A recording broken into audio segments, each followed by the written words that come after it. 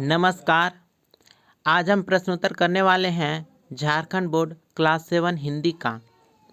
पाठ 1 है चाहता हूँ, जिसके लेखक है रामावतार त्यागी। आइए प्रश्नोत्तर शुरू करते हैं चाहता हूँ का। इसमें पहला प्रश्न है पाठ से पहला प्रश्न है कि हमारे ऊपर अपनी मातृभूमि का क्या क्या ऋण हो सकता है।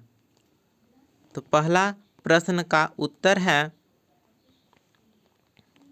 हमारी मातृभूमि हमें जीवन, पहचान, सुरक्षा और संस्कृति प्रदान करती है।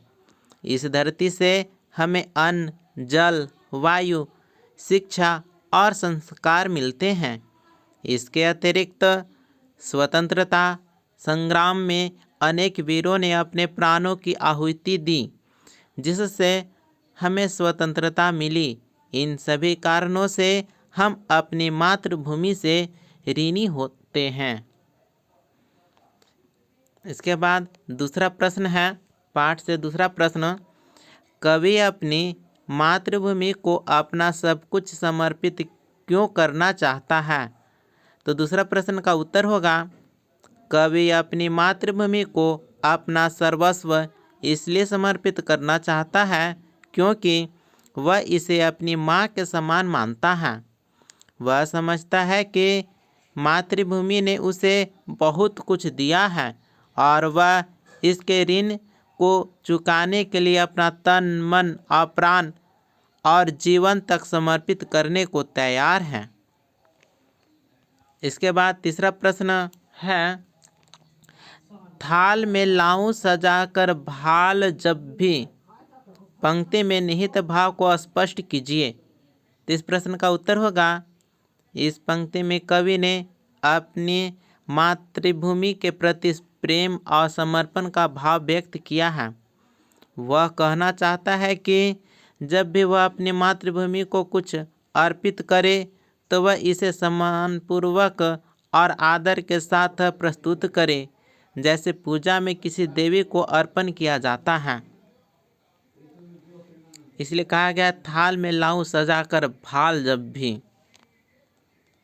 देखिए चौथा प्रश्न है कि कविता में युद्ध में जाने से पूर्व किस तरह की तैयारी की बात की गई है। तो उत्तर होगा कविता में युद्ध में जाने से पूर्व सैनिकों से मानसिक और शारीरिक रूप से तैयार रहने की बात की गई है।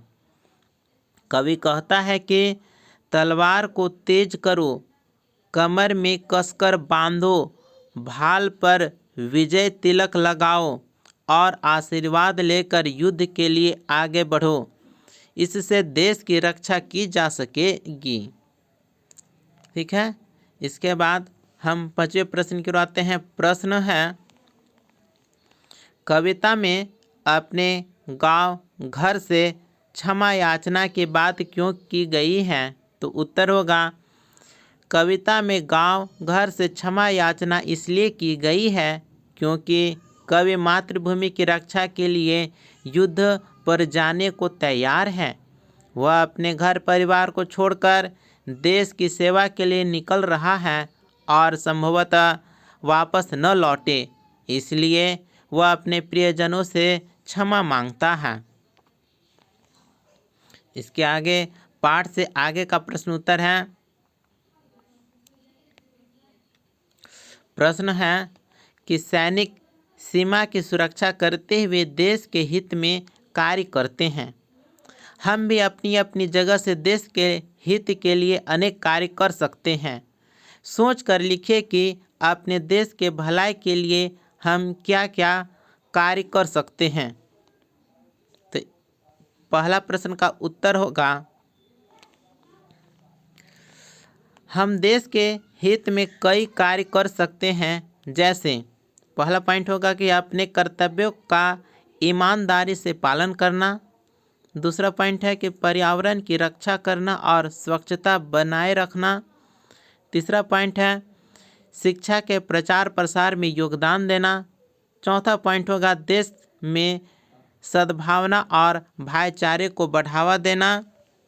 5वां पॉइंट है कानून और नियमों का पालन करना। और 6ठा पॉइंट होगा ज़रूरतमंदों की सहायता करना और सामाजिक कार्यों में भाग लेना।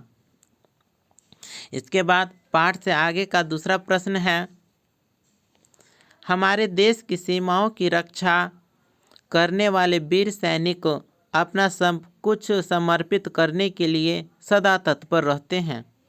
एक भारतीय सैनिक की दिनचर्या के बारे में पता कर लिखिए। तो यहाँ पर उत्तर होगा एक भारतीय सैनिक की दिनचर्या अनुशासन और परिश्रम से भरी होती है। वह प्रातः जल्दी उठता है, शारीरिक व्यायाम करता है और अपने हथियारों की देखरेख करता है। पूरे दिन वह सीमा पर गश्त करता है और सुरक्षा की निगरानी करता है। भोजन के बाद भी वह सतर्क रहता है और किसी भी आपातकालीन स्थिति के लिए तैयार रहता है। रात को भी उसकी ड्यूटी रहती है ताकि देश सुरक्षित रहे। इसके आगे है अनुमान एवं कल्पना से प्रश्न उत्तर। पहला प्रश्न है पता कीजिए कि आजकल के युद्ध किन हथियारों और यंत्रों की सहायता से लड़े जाते हैं। 50 वर्षों के बाद के किसी युद्ध में किन हथियारों और यंत्रों का प्रयोग हो सकता है, सोचिए और लिखिए। तो इस प्रश्न का उत्तर है आजकल के युद्ध उन्नत तकनीकों और आधुनिक हथियारों से लड़े जाते हैं, जैसे मिसाइलें और ड्रोन, टैंक और फाइटर जेट, साइबर युद्ध तकनीक, परमाणु और जैविक हथियार।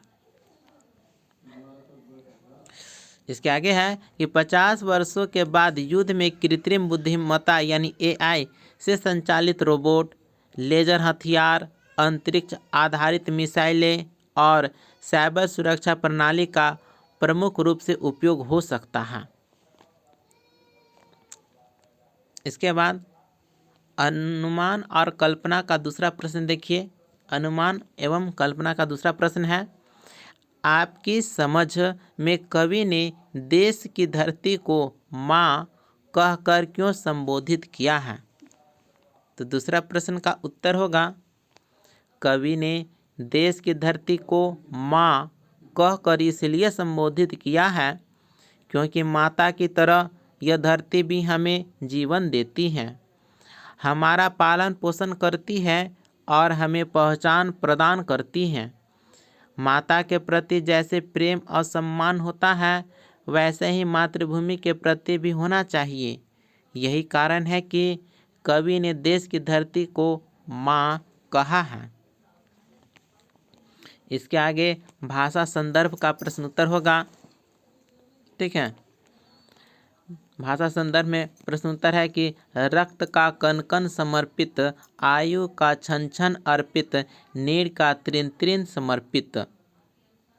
ठीक है, तो कविता की उपयुक्त पंक्तियों में कण कण छन छन और तृण तृण पर ध्यान दीजिए। ठीक है, यहाँ शब्दों की पुनरावृत्ति हुई है। शब्दों में इन पंक्तियों की पुनरावृत्ति पर ध्यान दीजिए। ठीक है, और यहाँ पर है कि आप इन चीज़ों को प्रयोग कर सकते हैं। ठीक है, हम डायरेक्ट आंसर लिख देते हैं। उत्तर होगा कि धीरे धीरे, यानी वह धीरे धीरे चल रहा था ताकि कोई आवाज़ न हो। फिर है मंद मंद, चंद्रमा मंद मंद प्रकाश फैला रहा था। इसका यही सब अर्थ होगा। जैसे चलते चलते, हम चलते चलते थक गए, हंसते हंसते, वह हंसते हंसते लोटपोट हो गया। थोड़ा थोड़ा, उसने थोड़ा थोड़ा करके अपना भोजन समाप्त किया। ठीक है,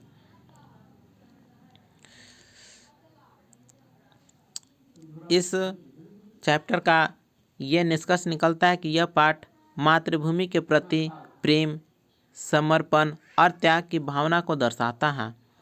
कवि अपने देश के लिए सब कुछ अर्पित करने को तत्पर है। इससे हमें प्रेरणा मिलती है कि हम भी अपने देश के लिए निस्वार्थ भाव से कार्य करें। इसी प्रकार से यह पहला पाठ चाहता हूँ का प्रश्न उत्तर कंप्लीट होता है। मिलते हैं अगले वीडियो में। धन्यवाद।